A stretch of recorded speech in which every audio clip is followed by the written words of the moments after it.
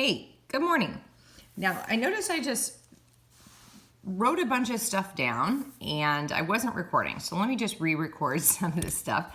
Your homework is page 96, which is due Thursday. So this was the people that had me, if you had my class on Tuesday, this is your homework assignment you're going to give to the substitute.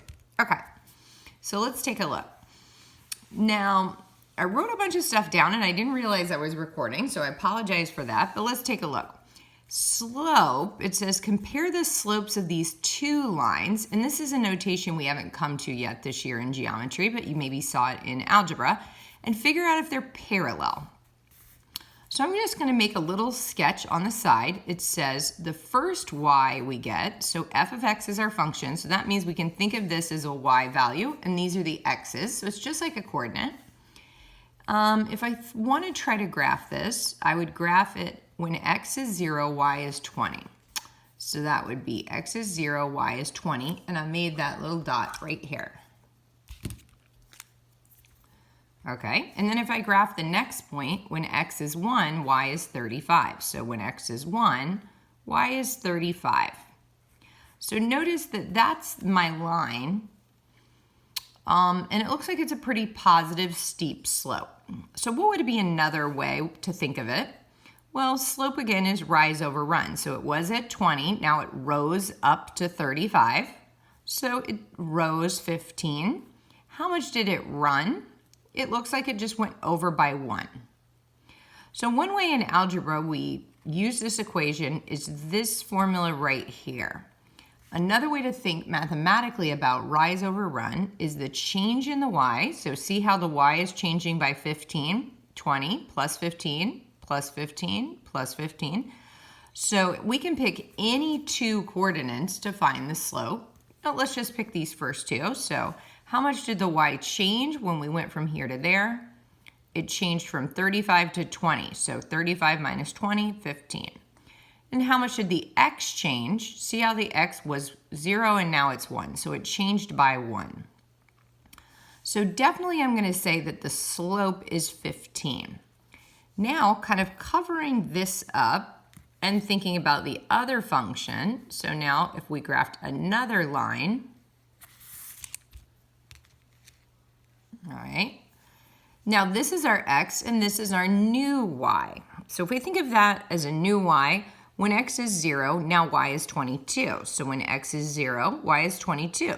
So that's why I graphed that line a little above there, because 22 is a little above 20, okay? And then the next point I could graph is when x is 1, y is 37. So notice 37 is just a couple of paces above 35. So this is kind of interesting. Just my little sketch does make it look like my lines are parallel. Okay, we can't totally go by look like. And you might be thinking, well, what is parallel anyway? So I wrote this down. We discovered in class that if two lines have the same slope, then they're parallel. That's an observation. So once again, if I use this formula for my second point there, how much does y change? Well, it was 37, and it changed from 37 to 22, so that's 15. 37 to 22 is 15. And how much did the y change? Well, 1 minus 0 is 1. So notice we can confirm using algebra or a picture that they are in fact parallel. All right, now let's take a look at this one. So kind of doing the same thing, we're just going to look at these first two columns in the table. Here's my x values, and these are my y values. So here, it looks like my y values are going up by 2, which means my slope will be 2. So let's take a look. So using this formula, how much did the y change, or how much did it rise, right? Well, it was at 5 and it rose to 7. So that would be rising by 2. 7 minus 5 is 2. Then how much did it run? Well, it was at 0 and now it's at 1. So that means it ran to the right by 1. So 2, rise over run, would give me a slope of 2. And that makes sense. It's going up by 2. Now let's look at this other function and see if it has the same slope. Now right off the bat, it looks like it doesn't. If we see how much is it changing, it looks like it's changing by 5s. So how much did it rise? If we graphed it, it was at 10 in the y, and now it's at 15. So that would be a 5-box rise. And how much did it run? Well, it was at 0 in the x, and now it's at 1. So that would be a run of 1. So notice these are different numbers. So I wrote, no, they're not parallel because they have different slopes. Okay, so it's kind of hard to find slopes or compare if lines are parallel from tables, but it's quite a bit easier from pictures. So let's do using the picture. And I'm totally okay if you go by looks like, but I would like you to confirm a few things in the picture. So notice J is going perfectly up and down. So that's called vertical. It's totally vertical. And nothing else is gonna be parallel unless it's also totally vertical. It's kind of like the lines on the ceiling of the classroom.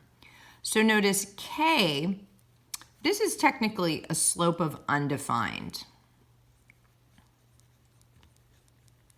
because it's rising by a bunch, okay? So you could think of it, if I went from here to here, I rose 4 boxes, rise 4, but it's not running, it's not going horizontal. So if I'm looking at J, and I'm thinking about if it ran from this to this, it didn't run at all. And if you put this in your calculator, 4 divided by 0, you get error. So that's why we can't say the slope is 0, because that would be a flat line. It's not a flat line. It's almost like the side of a wall. And we don't think about walls as having slope. So we're gonna say those are undefined. Okay, now to be parallel, it's pretty obvious K is not a perfectly vertical line. I can see a point here that meets the graph. And I can see a point here that matches the graph. So it looks like the slope of K is 1, 2, 3, 4, 5, 6, 7, 8, 9, 10. So instead of rising, I fell 10 and I ran 1. So K has a slope of -10. Well, notice these are different slopes. So not parallel. What about M and N? M and N look pretty parallel. Ooh, but it's close. Let's try out P and Q. All right, so P is here, Q is there. Those are looking pretty good. I don't know about you, but P and Q look even better. So let's see if we can confirm. It crosses the box here. It looks like it crosses the box here and here. I'm talking about the hash marks. So where it meets, like if you think of the ceiling grid. So the slope of P looks like fall 1, run 6, fall 1, run 6. So the slope of P looks like fall 1, oops, sorry, I said run 6, but I meant 3. Fall 1, run 3. That's our slope there. Now let's confirm it. Ooh, yeah, and that's what Q does. The dots line up with the hash marks when we go down 1 and run 3. Down 1, run 3. So they both have the same slope. Notice they both have the same slope. So our eyes don't lie. They look parallel, and we're going to say yes, parallel. Now let's take a look at M and N. It looks like they might be close. Well, let's try. Okay, so this definitely looks like they're crossing the hatch mark there at M and crossing here and crossing here. So it looks like it's rising 4, running 3. So M looks like the slope is rising 4, running 3. Now let's confirm that with N. So it looks like they're matching the cross marks here. There, oops. Okay, so it looks like they're rising 5, running 3. Those are not equal, so they're close, but not parallel. Okay, so maybe our intuition was right. It was close, but no cigar. All right, now let's figure out if they're perpendicular. So we noticed that perpendicular slopes, like if I had a slope of 3/4, then a perpendicular slope would be negative 4/3. There's kind of a pattern we notice here. So if we notice the slopes make this type of pattern, then that will give us perpendicular. And that was an observation we made. So let's take a look. Is D perpendicular to E? D perpendicular to E. Oh, those look pretty good. Looks like yes. We'll confirm later. Is G perpendicular to H? Oh, those look good too. So remember, we can use the corner of a piece of paper, really the corner of anything, to kind of help us verify as well. Those definitely look like they make a 90-degree angle. If I take a corner of this piece of paper, those look 90. Now we should reconfirm using another method, but look pretty good. R and S. S is here. Ooh, those are definite. Like those are absolutely, yes, perpendicular. Definitely.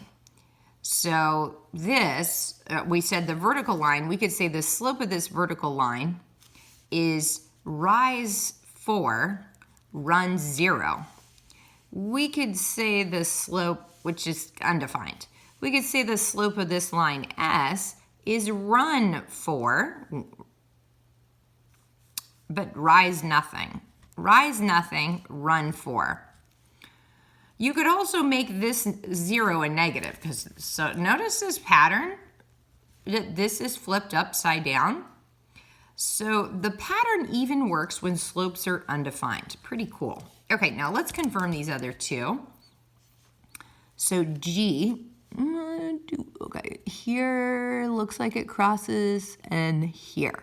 So 1, 2, 3, 4, 5, 1, 2, 3. So the slope of G is fall 5, run 3.